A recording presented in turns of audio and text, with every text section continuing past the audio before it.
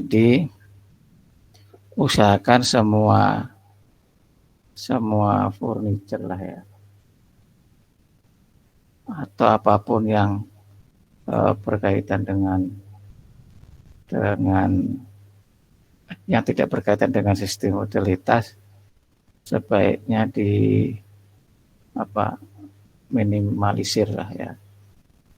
Nah, ada beberapa yang belum, jadi layout furniture itu masih kelihatan ya. Itu yang pertama. Kemudian yang kedua, ada beberapa yang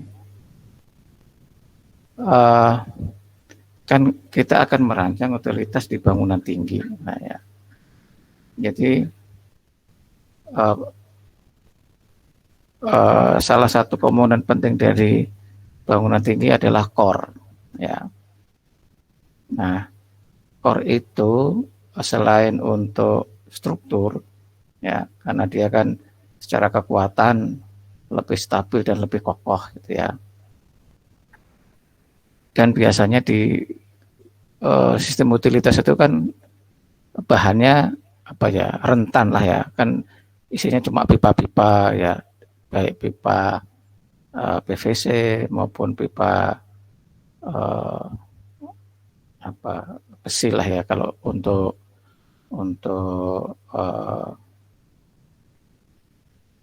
pemadam kebakaran. Nah kalau terjadi pergerakan bangunan, maka bahan-bahan itu rentan. Ya.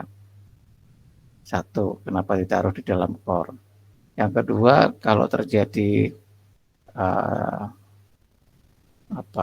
tadi termasuk kebakaran itu ya, itu kan kalau pipa-pipa seperti itu kan rawan ya, rawan untuk gampang berubah bentuk lah ya, baik itu patah maupun yang lainnya. Ya, kalau gempa juga bisa patah, maka ditaruh di konstruksi yang kokoh, yaitu di dalam core. Ya.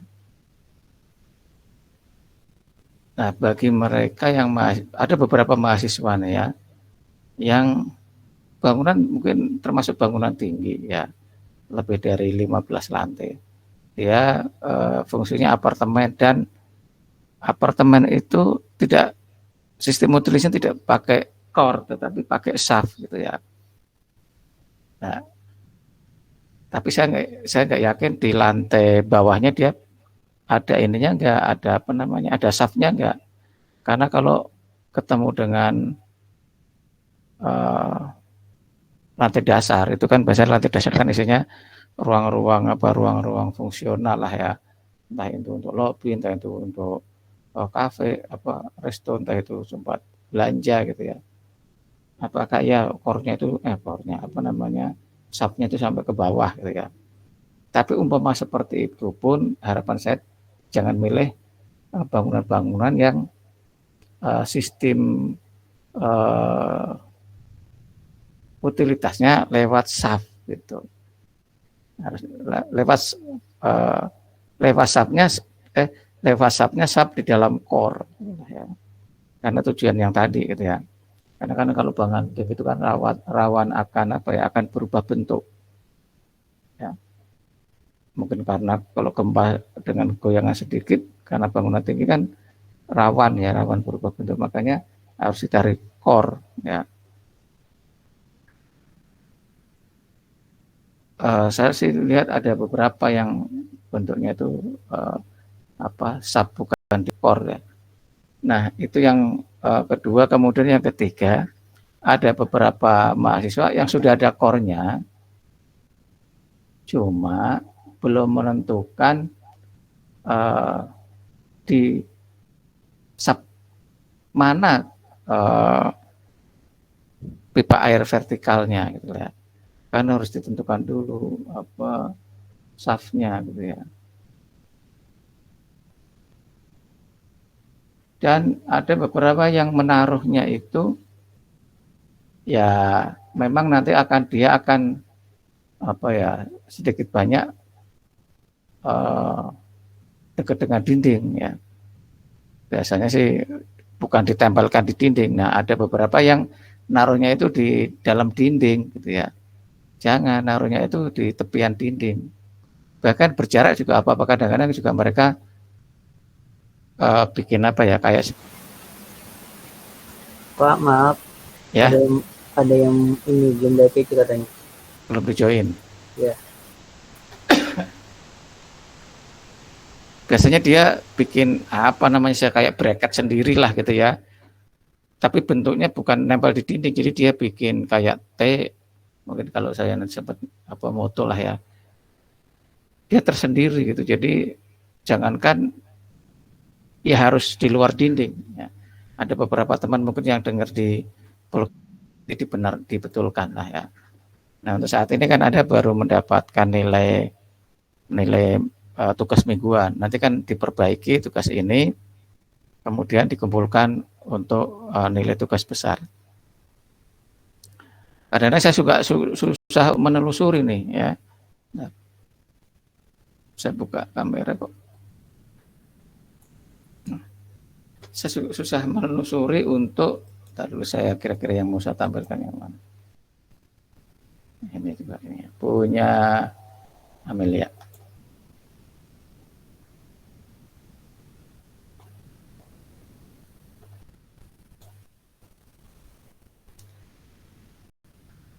Jadi kadang-kala ukuran-ukuran ini menjadi tidak penting ya.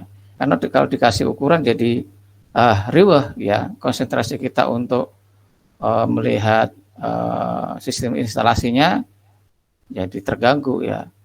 Ya memang di saat kita membuat RAB utilitas itu butuh ukuran. Nah, ukuran nanti tukang RAB utilitasnya ya yang melihatnya. Tapi kalau rata-rata kalau saya lihat jarang ya sampai ukuran. Bahkan kemarin saya bilang mungkin nggak usah kasih garis potongan ya. Tapi nggak tahu lah nanti kalau saya lihat gambar kerja yang semestinya seperti apa. Kayak gini mungkin pemilihan moga-moga terlihat lah ya. Nah ini juga jadi si Amalia ini ya sebetulnya sih boleh-boleh saja, tetapi ada salah satu sistem jaringan yang kalau menurut saya memang dia akan apa ya, akan lebih boros di pembiayaan pipanya, tetapi secara efektivitas debitnya itu lebih lebih baik, yaitu dengan cara membuat apa ya, keliling jaringan pemipaan ya. Kemarin kan sedikit banyak sudah saya jelaskan seperti apa sebetulnya uh, kenapa milih keliling dari setiap zona kebutuhan plumbing gitu ya. Contohnya ini ya, moga-moga di kursor saya kelihatan, harusnya sih kelihatan ya. Ada Amelia, coba saya lihat Amelia dan ada Pak. Ada. Oke. Nah, kemarin ikut kelas atau berhalangan? Saya berhalangan Pak pergi. Oh iya, pantesan. Ini ya mungkin ya. Jadi pemipaan itu untuk air bersih itu keliling di peralatan plumbing. Contohnya ini kamar mandi ya. Situ harus dikeliling, mungkin nanti bisa tanyakan sama teman. Kemudian tadi yang saya ingatkan jangan taruh di dalam dinding karena memang nggak di dalam dinding pipa itu. Ya. Itu saya kira juga notasi-notasi ukuran itu nggak perlu ya. Kalau mau kasih layout ya, kalau layout plumbing di area utilitas iya, tapi untuk yang lain ukuran saya kira sih nggak perlu ya. Ini punya Amelia. Kira-kira apa yang saya jelaskan bisa dipahami ya Amelia? Insya Allah bisa Pak. Ya kalau enggak nanti bisa tanya sama teman ya. Oke, ya baik. Termasuk notasi pintu itu nggak usah ya ke bawah. Oh ini sampai rooftop ya.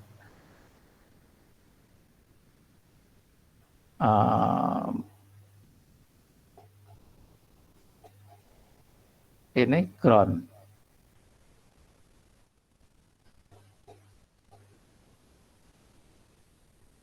Groundnya nggak ada ininya ya. nggak ada. Tapi kalau pipa distribusi sebelah mana ya? Oh ini kak, oh ini kerontengnya.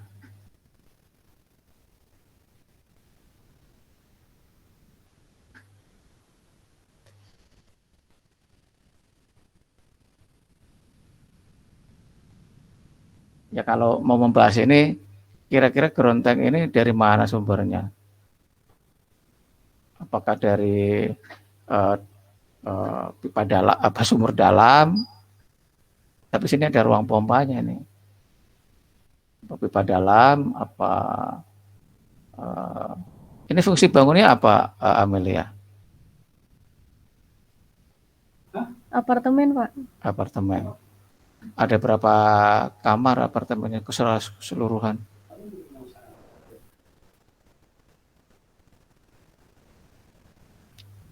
Saya kurang tahu, tapi satu lantai itu 4 unit. Nah, 4 sampai 3. Nanti ginilah, kita kan paling tidak harus tahu nih, harus tahu. Kalau nggak salah di teorinya itu ada tuh apa mengenai kebutuhan. Ya, kalau apartemen itu kemarin sih satu penghuni ya itu apa satu kamar, yang dicek lagi lah ya, itu adalah 1/4 kubik atau 250 liter. Ya. Kalau yang saya cerita kemarin, yang rumah sakit yang RCA itu dia ngitungnya bukan penghuni, tapi bukan orang ya, tapi dia ngitungnya jumlah kamar inap. Jadi satu kamar inap itu setengah kubik. Ya. Nah, coba nanti maksud saya di sini nanti ada kira-kira ada berapa kamar, kemudian ada berapa penghuni. Biasanya sih yang dihitung sih penghuni pokok ya, atau penghuni ya kayak yang di rumah sakit itu ya, karena itu berhubungan dengan penyediaan untuk pokok. Walaupun nanti ada apa ya, ada itu saya juga heran yang dihitung adalah jumlah pokok, mungkin ada persentasenya juga gitu ya. Maksud saya nanti ada hitungannya. Ini kalau notasi ukuran tidak perlu ya sampai ukuran pagar negara. Ya ini karena nggak ada ininya ya, nggak ada layout utilitasnya sih. Jadi apa yang Anda dapatkan itu tidak serta-merta Anda tampilkan ya seluruhnya, tapi pilihlah yang kira-kira akan berdampak pada penggunaan air bersih dan air panas. Kemudian ini punya tadi ini punya Amanda. Amanda ada Amanda? Ada, Pak. Amanda ini.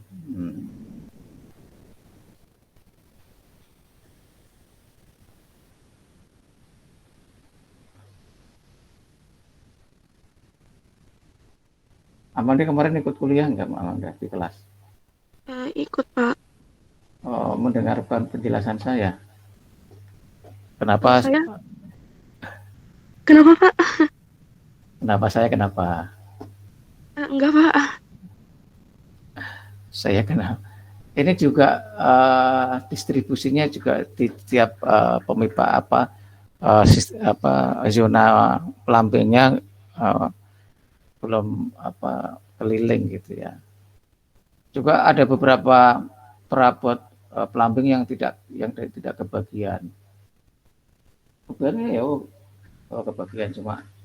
Nah ya, maksud saya memang hal-hal yang tidak penting ya di ini agak diabaikan. Contohnya ini yang zinc ya, zinc ini sebenarnya dapat sih. Ini kalau menurut saya ini kan dari keran ini dia sambung ke sana ya. Lebih baik sistemnya yang jangan yang kayak ini. Ntar saya gedein, nggak kelihatan soalnya.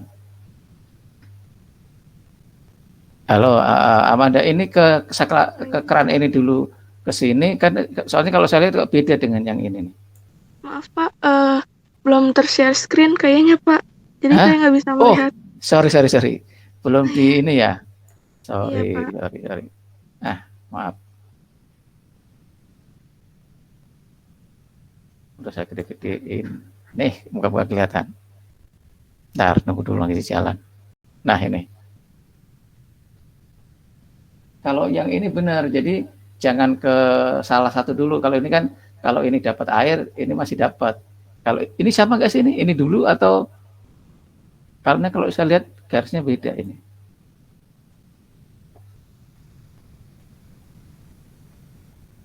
Ya, ini sebaiknya ya. Kalau ini air panas ini, yang merah. Iya, Pak, air panas. Lah kok ininya nggak dapat air dingin yang apa namanya? Betapnya mana sih air dinginnya nggak kelihatan. Iya, Pak. Itu terlalu kecil garisnya dan juga Oh, skalanya belum saya atur kayaknya. makanya ya eh, dibedakan ya.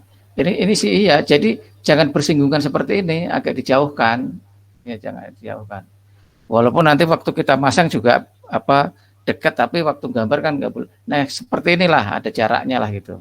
Ya, biar yang membaca juga gampang. Kalau ini kan nggak ada kemepetan, ini mestinya kan dapat semua ini. Ini akhirnya wastafel kasih air panas. Iya, Pak. Saya kasih air panas semua, Pak. Ya, ini oh ya, ininya nggak kelihatan itu ini nih. Oh iya ini sistemnya belum yang itu ya, yang keliling area plumbing ya, masih nyambung gini nyambung langsung ya. Iya, Pak. Mungkin nanti saya bisa benerin, Pak. Ya, ya tadi ini kan nilai tugas mingguan, nanti masih ada lagi nilai tugas besar. Ya, ini garisnya berimpitan di antara air bersih sama air panas. Saya mau ngecek yang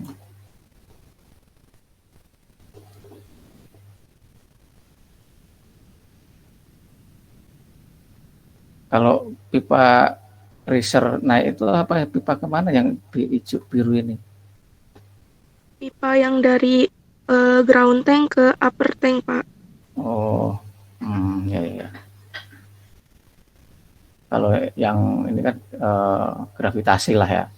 Kemudian biasanya sebetulnya gini ya. Kalau saya gitu ya, yang sekarang sedang dikerjakan itu kadangkala kalau seperti untung butuh satu pipa ya. Coba saya lihat jadi kalau ini nanti deh waktu kita bikin potongan ya. Jadi katakanlah di lantai berapa ya ini? Ini di lantai 1 lah ya.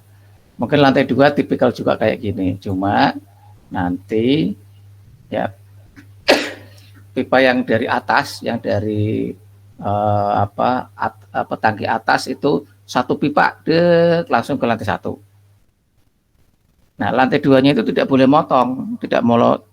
motong masih satu pipa yang tadi. Ya, kalau saya biasanya gitu ya. Jadi nanti yang lantai 2 satu pipa lagi itu dari atas, dari top floor-nya tuh ya. Turun masuk ke lantai 2. Nanti lantai 3 juga gitu, masuk ke lantai 3. Jadi bukan satu pipa itu untuk lantai 1 yang vertikal ya. Untuk lantai 1, untuk lantai 2, untuk lantai 3 tidak. Bisa dipahami Amanda? Jadi maksudnya satu lantai itu untuk satu Ya, pipa aja ya, Pak? ya Satu pipa.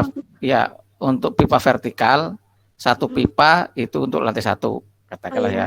Kemudian ada pipa lagi dari atas ke lantai 2. Ya, nanti ada satu lagi ke lantai 3 itu. Jadi tidak satu pipa untuk lantai 1, untuk lantai 2, untuk lantai 3 tidak ya. Oh iya, Pak, baik, Pak. Nah, nanti akan berdampak pada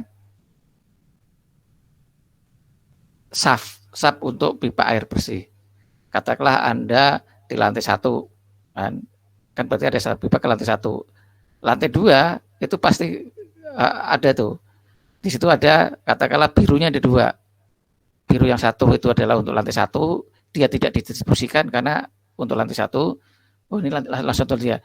Kemudian yang lantai 2 1 lagi, berarti nanti di keterangan biru 1 untuk lantai 1, biru 2 untuk lantai 2, biru 3 untuk lantai 3. Nah, itu yang didistribusikan di lantai 3. Bisa dipahami sampai sini ya?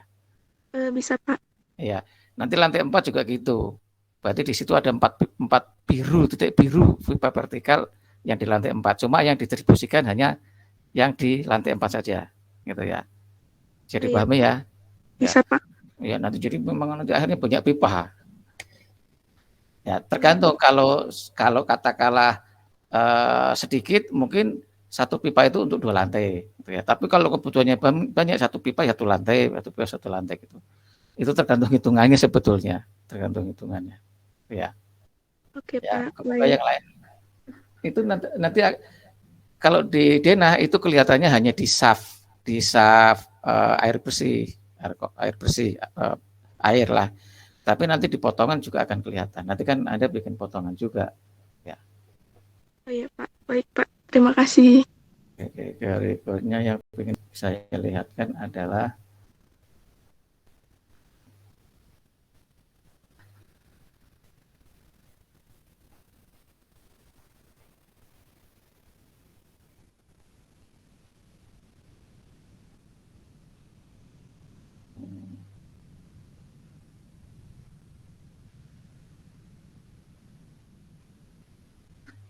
ini punya query. Query ada?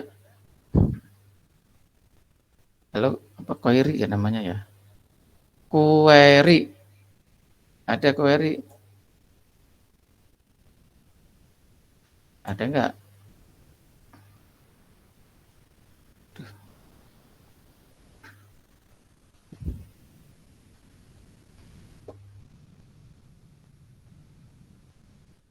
Oh, belum ya, belum muncul.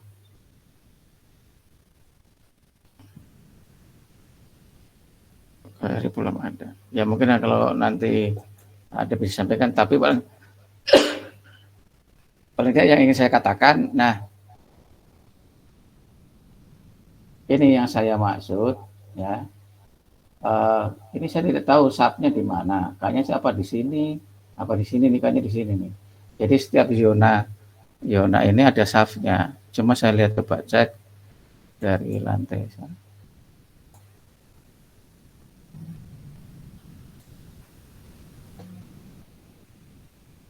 Contoh yang ini oh subnya di sini.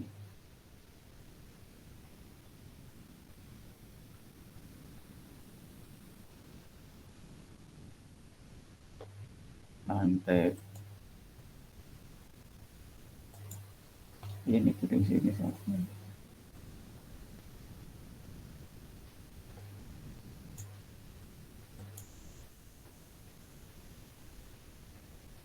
Nah ini punya query itu, jadi subnya itu tidak berada di core, ya. Jadi dia subnya itu di setiap zona plumbing, ya. Jadi setiap zona plumbing ini ada subnya ini. Mana ya subnya? Oh ini.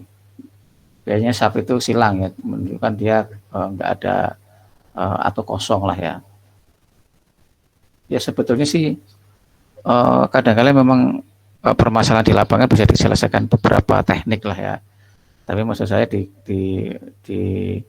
utilitas 2 ini ya semua jaringan plumbing ya itu harus berada di core karena yang sedang kita pelajari adalah bangunan bertingkat tinggi gitu ya. Dan tadi sudah dijelaskan kenapa harus ada core. Selain kebutuhan struktur, juga ada kebutuhan keamanan, safety, kemudian pemeliharaan. Itu lebih mudah, lebih cocok lah ya itu di core ya. Karena kalau seperti ini adalah ya ada maintenance kan setiap lantai itu nanti ada semacam apa ya katup untuk controlling atau untuk melihat tidak hanya sekedar katup atau apa namanya stop kran, tapi di situ biasanya ada skala tekanan. Nanti kayak apa? Kayak speedometer lah ya. Ada skala tekanan. Ya. Nah, kalau adanya setiap zona itu kalau terjadi apa ya pemeliharaan atau terjadi kerusakan, itu dampaknya adalah ketidaknyamanan bagi kamar atau ruang yang dekat dengan sub itu. Contohnya ini mungkin kamar juga. Itu di sini pasti ada lubang tuh. Mungkin Anda pernah lihat kayak lemari kecil lah ya, lemari kecil. Ada pintu kecil tapi bentuknya kecil ya, kadang-kadang 40 kali 30 atau 60 kali 30 gitu ya. Itu bentuknya kayak gitu ya. Nah, kalau terjadi katakanlah tekanannya rendah atau kecil dicek di situ ya. Nah, kalau seperti itu ya sebetulnya sih nggak apa-apa, gampang, tetapi tidak apa ya, tidak kenyamanan bagi penghuninya itu menjadi berkurang. Beda kalau dia ada di sini ya. Jadi kalau ruang ini ada beberapa yang tekanannya kurang, kan nggak usah masuk ke kamar-kamar, dia masuk ke area shaft. Di situ ada ke area core, kemudian di situ ada shaft untuk air bersih. Nah, kita cek di situ. Jadi kalau terjadi permasalahan atau maintenance di lantai ini tidak masuk ke kamar-kamar. Jadi dia maintenance masuk ke dalam core. Selain tadi ya struktur dan keamanan sistem plumbing ya. Kira-kira bisa dipahami ya untuk semuanya ya, kenapa harus di core ya. Bisa dipahami kira-kira? Halo? Bisa Pak. Bisa, Bisa dipahami ya kenapa pemilihnya seperti itu gitu ya. Ini si Kori belum muncul, saya tutup dulu. Yang saya lihat lagi adalah sudah, Amelia sudah. Oke, untuk materi hari ini yang ingin saya sampaikan adalah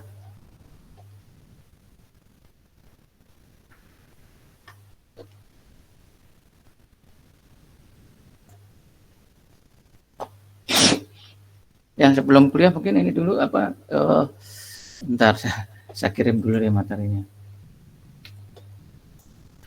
Saya kirim dulu sambil kalian absen dengan cara mengetik nama dan NPM kalian masing-masing. Silakan ketik nama dan NPM untuk kehadiran perkuliahan hari ini.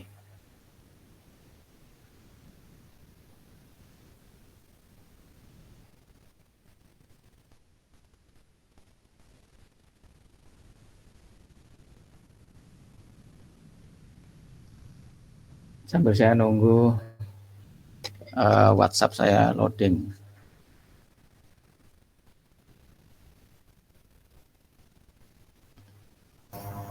Pak, izin bertanya.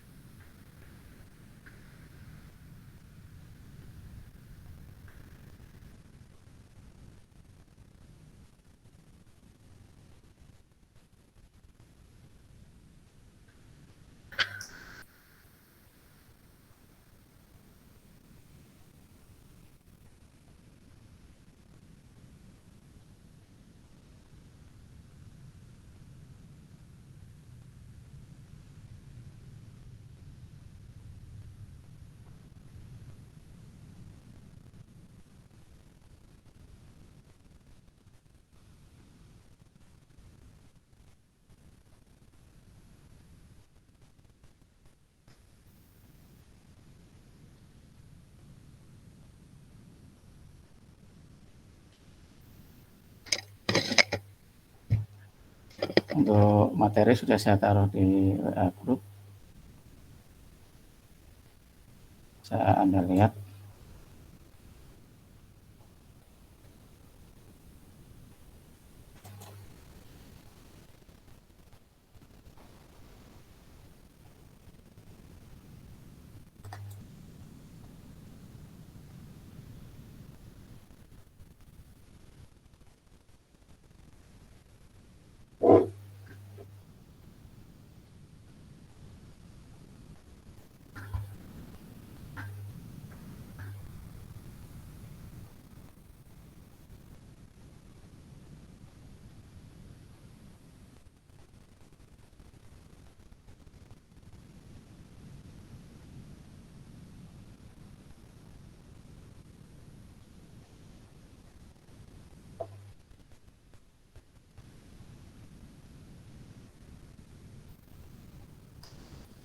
Ini ada query, tadi nggak muncul namanya.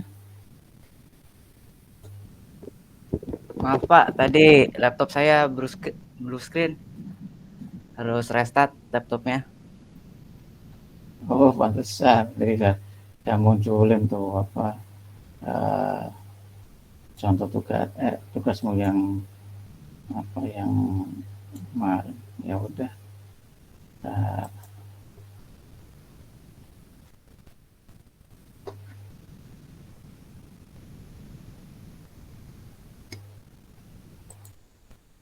Oke, ini materinya mengenai klasifikasi sistem pembuangan. Ya, sebetulnya kemarin sekilas sudah saya berikan ya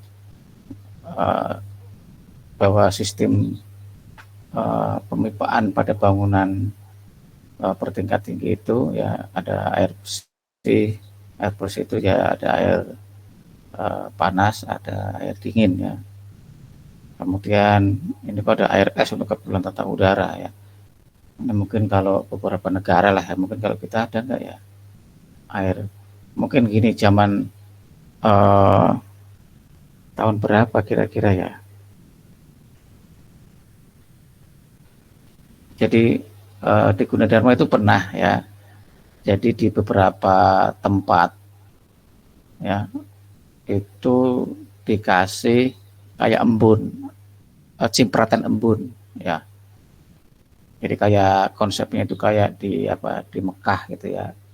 Jadi kalau ya yang di outdoor, kalau yang di dalam ruangan kan ini AC lah. Ya. Kalau yang outdoor supaya dingin gimana? Yaitu disemprotkan air ya.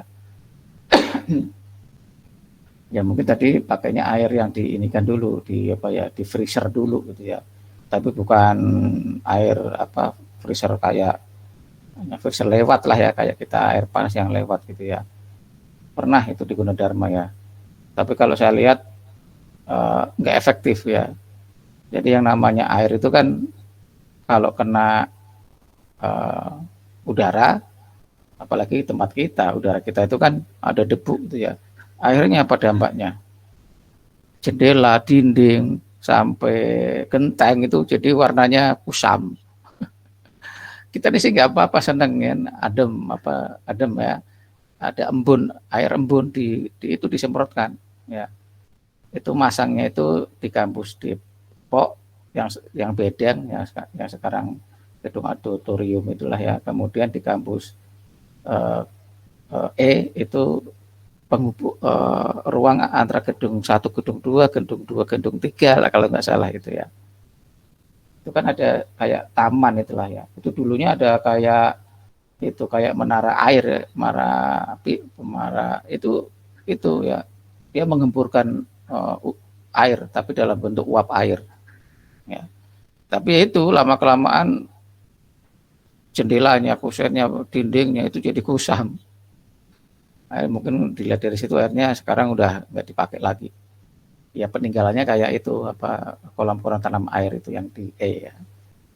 Kalau yang di Depok itu ditaruhnya di lesplang kan di sana dulu masih lantai 1. Jadi sepanjang lesplang itu dikasih pipa-pipa semprot untuk embun udara, untuk embun air yang disemprotkan ke udara gitu ya. Nah, ini mungkin butuh jaringan tersendiri ya, karena dia di freezer dulu. Kemudian air untuk keperluan sprinkler ya. Kalau sprinkler itu kadang-kadang dia tidak harus air bersih ya, tapi biasanya air circle-nya lah gitu ya. Nah, dia biasanya tandonnya atau tornya juga berbeda. Tapi biasanya connect. Ya, connect-nya bukan kebalik. Connect-nya itu dari air bersih ke tandon, tapi kalau dari tandon air bersih ke tandon atau tangki air pencegahan. Tapi kalau dari tandon kebakaran tidak bisa masuk ke tandon air bersih gitu ya. Dan kala-kala reservoirnya penampungan dari air hujan ya. Itu biasanya kayak gitu ya. Karena kadang keperluan untuk sistem pemadam kebakaran tentatif lah, cenderung banyak lah ya. Nah, itu untuk air bersih dan ya untuk kebakaran ya. Nah, setelah air dipakai, terutama untuk air bersih ya, baik itu yang panas ya, baik itu dari kloset, wastafel dan seterusnya itu ya, itu harus dibuang ya, termasuk dari kloset-kloset ya. Kloset-kloset itu kan memang buangan BAB, tapi campur juga dengan air ya, karena air kan tujuannya kan untuk menggelontorkan BAB kita gitu ya. Nah, itu biasanya disebut kotoran ya. Kadang-kadang kita bingung karena memang harus dibedakan, karena sistem pelampingnya juga beda antara ini di sini disediakan air buangan ya. Ada air kotor. Kalau air kotor itu yang dari kloset. Bahkan beberapa instalasi juga dibedakan lagi ya. Mungkin di sini namanya air limbah, tapi kalau di bangunan-bangunan yang umum ya, bukan bangunan khusus seperti lab, seperti rumah sakit ya, itu juga ada buangan-buangan, tapi limbah dalam artian bukan limbah seperti limbah kimia ya, tapi limbah dalam artian buangan-buangan dari dapur. Itu juga biasanya juga pipanya harusnya itu terpisah ya, karena kalau disatukan nanti kalau air dari buangan itu kan mengandung dari pasta gigi, buih dari pasta gigi, buih dari dari sabun ya, atau sampo gitu ya. Itu kalau kena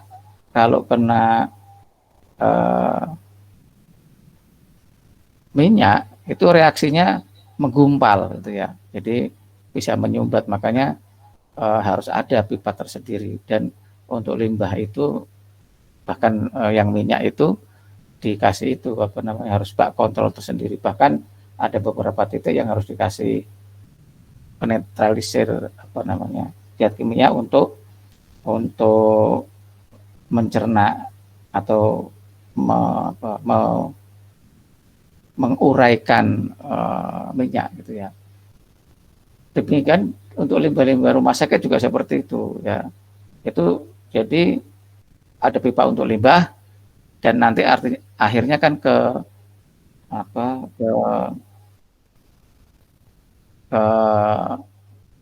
IPAL ya. IPALnya itu kan juga nanti saya punya gambar IPALnya ya. Ada IPALnya, cuma kan kadang-kala kalau hanya mengandalkan IPAL katanya ini ya, itu nggak tahu, itu mungkin orang IPALnya aja yang males atau sistemnya dia tidak bagus ya, sehingga meminta untuk OB, untuk cleaning service itu setiap ujung ya dari sistem buangan limbah itu dikasih saya lupa zatnya itu ya. Jadi entah pagi seminggu setiap hari itu harus dikasih cairan. Ya kalau banyakin biaya kan, tapi kan tukang IPALnya senang. Artinya IPALnya ini dia tidak bekerja maksimal aja tidak akan bau gitu ya. Baru kalau saya perhatiin waktu IPAL baru jadilah ya, saya juga kurang paham juga ya. Saya perhatikan ya, kalau saya lihat itu kok masih bau gitu ya. Ya saya kan yang orang awam ini, jangan-jangan sistem jaringan sistem jaringan IPAL-nya yang nggak bagus, ya, atau ada sistem instalasinya yang tidak sempurna, atau kalau di IPAL itu ada berapa apa treatment ya, ada reservoir bawah pertama situ, kemudian dinaikkan, kalau nggak salah 3 apa 4 gitu ya. Nah, ternyata kalau saya pernah, bukan berarti kok masih ada bau gitu. Akhirnya solusinya kok bukan sistem IPL-nya dicek, mungkin ada sistem filternya yang nggak berjalan dengan baik, bukan di situ yang dibetulkan ya. Malah orang IPAL-nya itu minta manajemen rumah sakit untuk beli zat ya. Zat itu ya untuk mengurai dari depan. Yang diminta adalah OB untuk ngasih zat kimia itu di setiap ujung sumber ini saluran gitu. Saya juga aneh lah, kalau gini buat apa bikin IPAL gitu kan. Kan mestinya dari situ aja IPAL-nya yang dibenerin gitu ya. Ya nggak tahu, akhirnya kayaknya sih orang, kalau dilihat kadang-kadang gini ya, ada motif juga kan. Bagian rumah tangga lumayan bisa belanja zat kimia tersebut kan. Kalau belanja kan pasti dia dapat uang transportasi mungkin. Ini akhirnya seudon di bulan Ramadan. Mungkin juga dapat fee dari, tapi kan jadi aneh. Yang bermasalah di filter atau sistem itunya, sistem circle-nya lah ya. Kok malah beli obat? Kalau beli obat ya ngapain bikin IPAL sampai lebih dari 450 juta gitu. Itu yang saya kata, lah ya udah, pihak manajemennya maunya kayak gitu, mau gimana kan? Ya seneng kan tukang IPAL-nya. Jadi kalau saya lihat sih memang nggak kurang presisi ininya jangankan sistem filter, sistem circle-nya, dilihat dari cara kerjanya, kemudian hasil kerjanya juga kan harusnya lubang-lubang kontrol itu kan sejajar lah ya. Dibikinnya itu ada yang masuk, ada yang keluar, ada yang dalam, Mas. Ya, kalau di lapangan ketemu kayak gitu ya.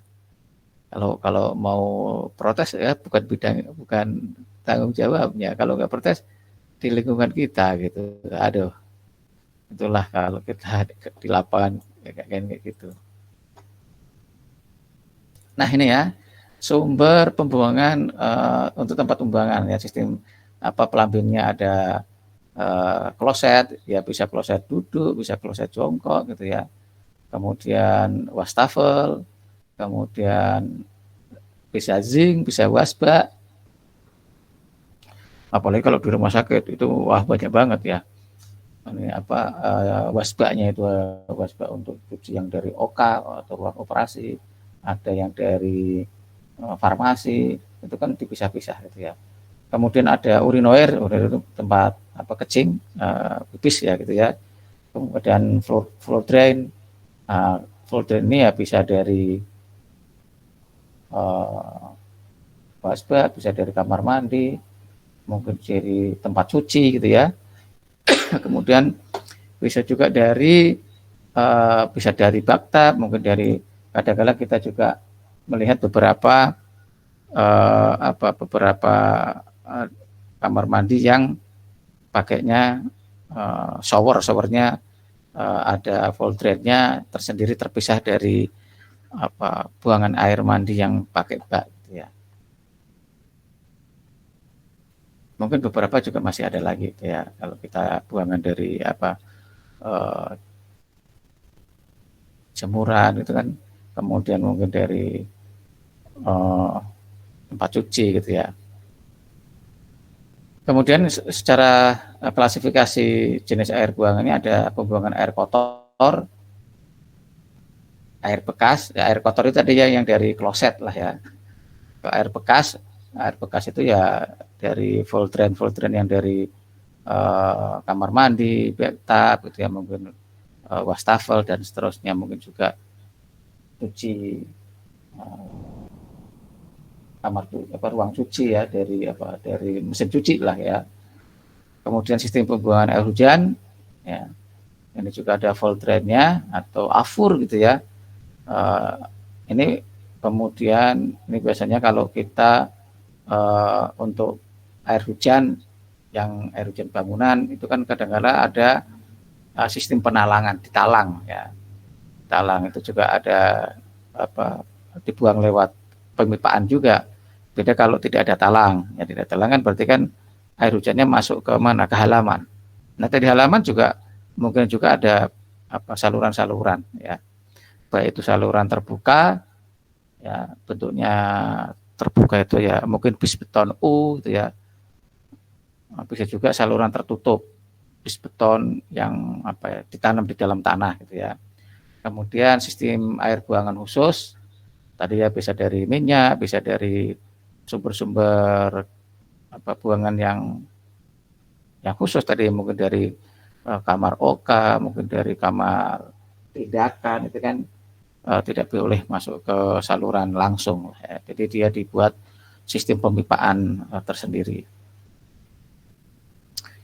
Ini bagian-bagian sistem pembuangan, ada alat-alat plumbing, tadi sudah dijelaskan, ada peta, wasba, gitu ya.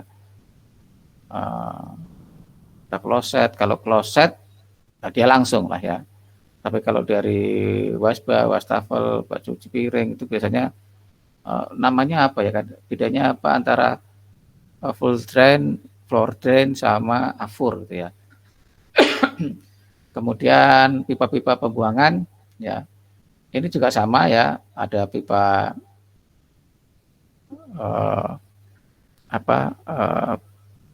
primer, sekunder, tersier, gitu ya. Kalau kita masang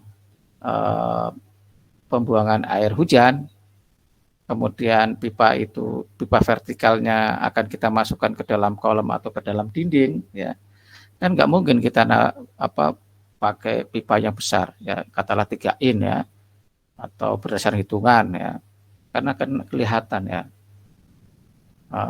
Akhirnya ya pipa yang lebih kecil, tetapi sampai ke bawah nggak boleh 2,5 in terus ya, karena kan ada beberapa pipa 2,5 akan digabungkan. Kalau digabungkan berarti kan kita akan masuk ke jaringan sekunder atau primer, ya, maka harus dibesarkan ya. Kemudian ada pipa fan, atau fan itu sebenarnya singkatan ya, pipa ventilasi atau pipa udara. Ya, jadi gunanya adalah untuk napas ya, untuk lubang penapasan supaya air itu tidak terperangkap. Mungkin di minggu yang lalu saya pernah, kalau ada udara di dalam pipa itu selain kalau dia jalan, maka dia tidak optimal sebesar dimensi pipa. Tapi kalau kebanyakan dia malah mogok berhenti ya, gitu ya. Jadi kayak masuk angin lah, karena anginnya masuk ke pipa itu. Maka untuk mengurangi itu harus ada pipa pada lubang ventilasi. Kemudian ada perangkap dan penangkap. Ya, ini biasanya kalau di bawah ya bisa bak kontrol dan seterusnya ya. Kemudian tapi kadang-kala perangkap dan penangkap itu tidak harus, kan tujuannya kan untuk menghalau sistem buangan ya. Bisa juga istilahnya gulu banyak supaya di situ bisa menangkap ya, tapi tergantung fungsinya lah ya. Kemudian ada bak penampungan, ada tangki septik ya, bak penampungan sementara, bak penampungan akhir, itu banyak ya mekanisme. Kemudian ada pompa buangan ya. Kalau secara gravitasi ternyata pembuangan akhirnya katakanlah ke riul itu posisinya masih di bawah, ya nggak perlu pompa. Tapi kalau riul kotanya atau saluran buangannya itu di atas, ya bangunan kita mungkin lebih rendah, entah itu di lereng, entah itu membuat basement gitu kan nggak mungkin. Ya, maka nggak mungkin gravitasi kan, maka harus ada pompa pembuangannya. Ya. Ini kira-kira ya, ini tadi yang saya pipa fan-nya lah, itu ada pipa fan. Ini sistem secara umum lah ya. Jadi ada kloset, ada buangan dari wastafel, kemudian ini mungkin dari full drain dari kamar mandi gitu ya. Ini masuk ke pipa ya. Kemudian, nah ini pipa udaranya. Tapi kadang-kadang gini ya, kalau di lapangan itu kalau kita minta ke tukang itu susah untuk belok pipa udara ya. Lancar-lancar toh kan turun ke bawah. Ya. Nah itu yang kadang-kadang kita riwah kata tukangnya itu, wah yang dibikin kayak kemarin aja nggak apa-apa kok Mas Dim. Jadi nggak boleh gitu ya. Ini ya ada primer, ada sekunder. Nah ini kalau menurut saya juga terlalu banyak ya, terlalu banyak untuk ini apa namanya. Ini memang mungkin ini primernya ya. Ini kan pasti ada yang kecil, di sininya pasti lebih besar. Baik itu pipa air buangan dari kamar mandi dan seterusnya. Demikian juga untuk pipa buangan hujan. Ya. Ini secara diagramatik ya, diagramatik sistem pemipaan potongan lah ya. Dari kalau dilihat ini ada apa buangan-buangan. Nah ini jangan, memang sebaiknya ya pemipaan itu pakai gini, sambungannya itu pakai sambungan T 45 derajat ya, banyak ya. Nah ini kadang ini wastafel ya, ini bisa juga dengan dinamakan perangkat. Jadi kalau ada kotoran-kotoran hasil dari wastafel itu tidak masuk ke pipa gitu ya, tapi lewat kalau di lapangan namanya guru banyak gitu ya. Jadi ini bisa untuk ini gitu ya. Termasuk ini sistem di bawah juga kayak gitu ya. Jadi harus pipa ada guru banyak, kemudian ada pipa ventilasinya ini ya. Ini ada full drain setiap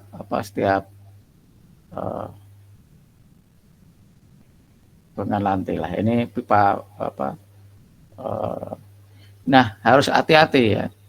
Ini kayaknya kelihatannya sepele, ini kadang-kadang gini ya. Saya sering bukan dikomplain, dapat diskusi itu Mas disambung Mas ya. Nanti dari pipa kemarin itu saya ngomong sayanya salah ya. Dari pipa kan saya pipa tambahan. Ya. Tapi berharap saya itu tidak membuang ke tempat lain. Pipa hujannya masukin aja ke kamar mandi, nanti di kamar mandi baru masuk ke ke buangan air kamar mandi, air buangan ya. Enggak, jangan Pak, nanti ya bukannya kebuang tapi bisa masuk kayak gini lah ya. Ini harus hati-hati ya. Menaruh ininya harus, kalau ini betul ya, karena dia ajinya di atas ya. Jangan sampai naruhnya di sini. Kesannya kan sama ini ya. Ini naruhnya harus di atas alat plumbing. Enggak boleh pipa ini ya, tidak boleh berada di bawah plumbing ya. Kalau dia berada di bawah plumbing, airnya itu bisa malah ke sini. Ini bukan memasukkan air dari katakanlah dari kamar mandi, tapi malah bisa yang air ini bisa balik, namanya air balik lah ya, air membalik gitu ya. Seperti saya bilang ke tukang yang di lapangan itu, masukkan ke kamar mandi, jangan Mas, nanti kalau itu airnya malah balik, malah menemuin area kamar mandi ya, kayak gitu yang perlu diingat. Jadi hati-hati di saat membuat pemipaan ya, terutama untuk memperhitungkan air balik, air membalik lah ya, air. Kalau ini kan jadi bisa balik ke sini airnya.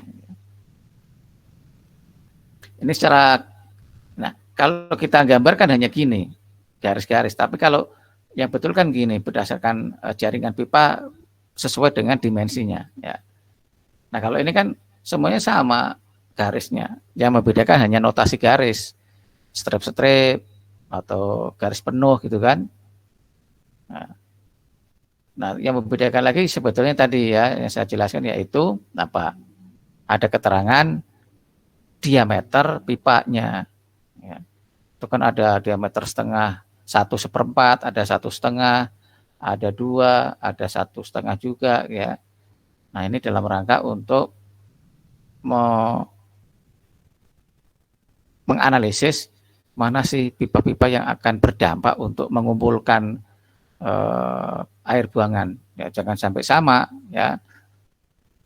Jangan sampai sama. Contohnya gini kan, ini dari 1/4 ada 1,5 gitu ya. Kan nggak mungkin di sininya sama-sama satu katalah yang gede lah ya, 1,5 kan ada tambahan ini. Maka ini harus lebih besar. Kayak gitulah ya. Nah ini kalau kita memperhitungkan pipa fan ya pada sistem pambungan. Karena kalau tidak bisa udara kita itu bisa terperangkap di dalam pipa. Nah kalau terperangkap nanti tersendat ya, buangannya. Ini fungsinya untuk pipa fan itu ini bukan, sebetulnya kalau dilihat paling gampangnya adalah ini ya, untuk sistem buangan untuk perangkat kalau terjadi kotoran-kotoran yang masuk ke pipa kita ya, atau sebaliknya ya. Sebetulnya kan paling ujung saluran kita itu adalah sistem treatmentnya, katalah di bawah itu kan baunya nggak sedap. Nah kalau semuanya kosong, nggak ada air ya, nah gimana supaya bau itu tidak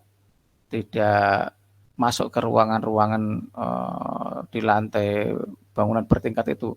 Nah bukan salah satunya, biasanya menggunakan ini namanya gulu banyak. Jadi di sini walaupun tidak ada air di saluran, ini ada air yang fungsinya untuk untuk menanggulangi bau ya.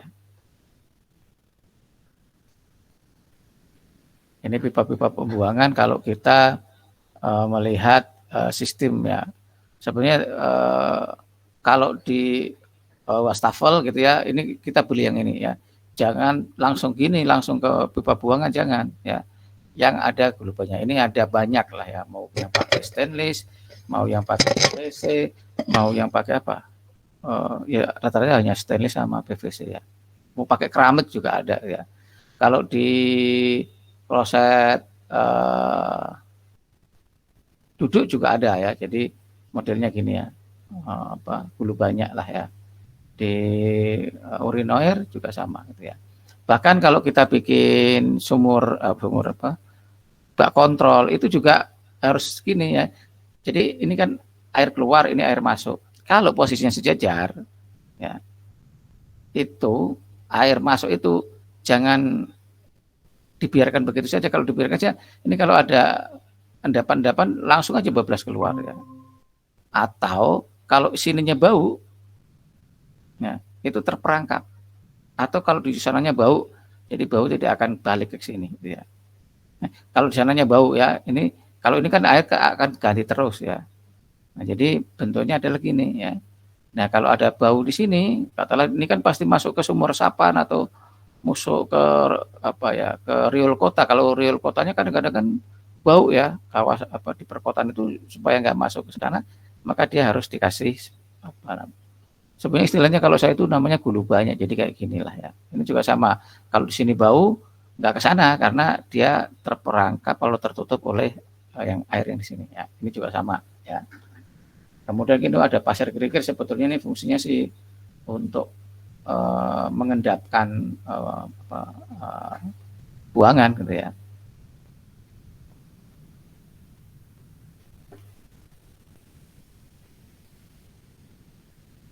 Ini cenderung ke ini ada perangkat lemak, kemudian perangkat plastik dan rambut.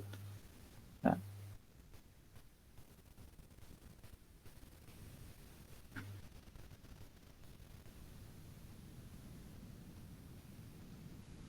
biasanya kalau hanya untuk rumah tinggal, perangkat lemaknya ya ada bak kontrol saja, terus di situ ada sistem tadi ya, perangkapnya supaya baunya tidak keluar, kemudian kasih ember ya. Tapi ember itu dengan desain tertentu sehingga nanti kalau ada lemak dia tersaring di situ, kita angkat ya. Nanti ada lubang-lubangnya, kita angkat sehingga lemaknya itu bisa kita angkat, airnya tidak masuk gitu ya. Ini adalah septic tank ya, atau buangan. Ini sebetulnya kalau kita lihat ada beberapa teknik lah ya untuk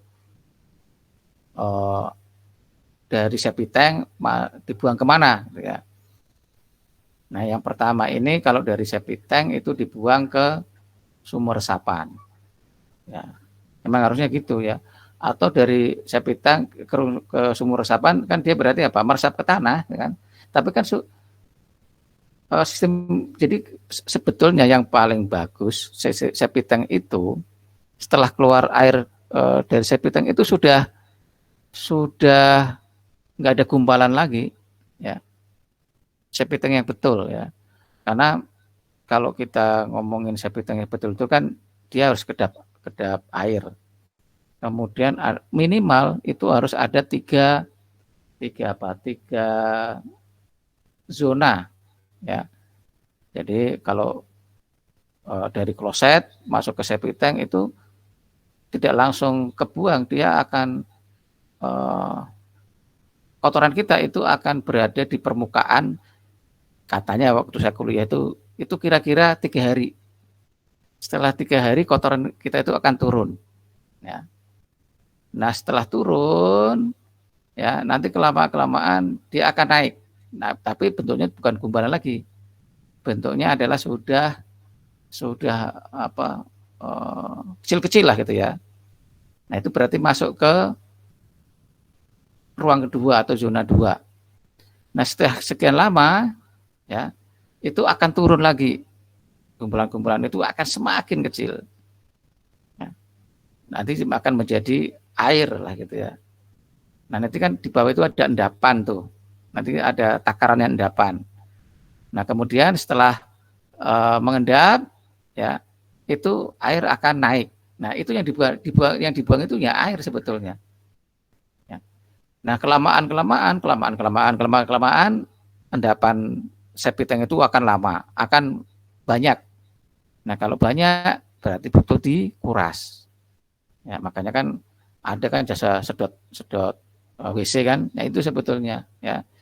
Jadi septic tank yang baik itu dia tidak mengeluarkan air dalam bentuk gumpalan campur BAB, enggak, keluarnya ya air bukan air tapi masih bentuk air bersih, bukan air bersih, maksudnya air bening ya, bukan beningnya air bersih ya, itu ya. Jadi air sudah siap buang ke riul gitulah ya. Nah kalau yang ini kan dia bisa dibuang ke ini ya, muka-muka kelihatan, ini ke sumur resapan. Kalau ini ya jadi mungkin karena halamannya masih luas gitu ya, dia tidak pakai sumur resapan tapi dibuang ke halaman lah. Jadi pipanya itu dilubang-lubangin lah gitu ya, sehingga dia akan meresap. Nah kalau kita lihat si septic tank itu sekarang nggak usah bikin sendiri ya, banyak yang jual septic tank portable lah ya. Malah kalau saya melihat itu udah bagus kan, di kampung-kampung ada pembagian septic tanknya, bentuknya tapi kecil ya. Ini sama yang tadi, ini tadi ya potongan vertikalnya untuk air kotor. Ini secara vertikal. Ya ada pipa vertikal, pipa horizontal, pipa luar, pipa kontrol dan seterusnya.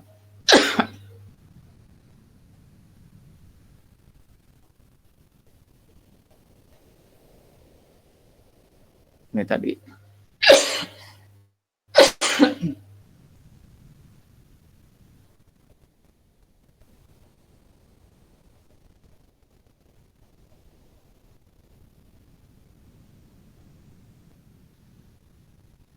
Ini mungkin nanti saya jelaskan.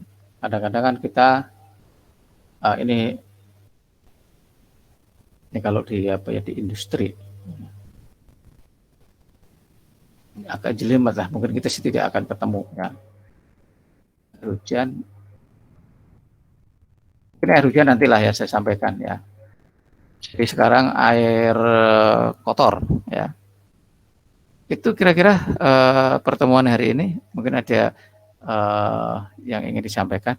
Untuk tugas berikutnya adalah sistem pembuangan air kotor ya dan kotoran. Ya ini beda ya, dua jalur yang berbeda. Ya mungkin beberapa mau pakai limbah yang dari limbah apa ya, lemak juga boleh kalau mau dibedakan. Berarti paling tidak ada 3. Untuk air hujan nanti saya materinya saya sampaikan minggu berikutnya aja, Sabtu berikutnya. Oke, sampai sini ada yang ingin ditanyakan?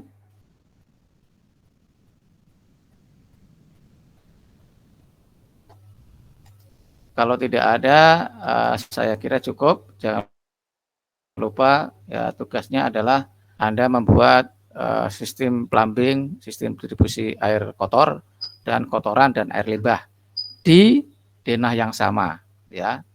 Jadi Anda shift S lagi ya, shift S lagi untuk denahnya sama, di shift S, dihilangkan yang tadi air bersihnya dan seterusnya, ada gambar lagi ya. Bisa dipahami sampai sini?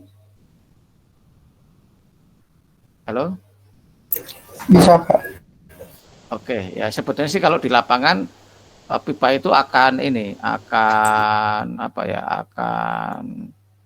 berhimpitan, tapi nggak apa-apa lah. Saat ini mungkin kita hanya untuk kepentingan belajar kita pisah-pisah ya antara pipa bersih dengan pipa pipa kotor ya. Walaupun layernya akan berbeda nanti filenya, tapi sebetulnya kalau pemasangannya akan berdampingan.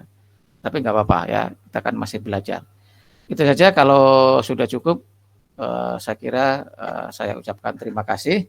Selamat berlatih untuk membuat sistem utilitas air kotor, air kotoran, dan air limbah.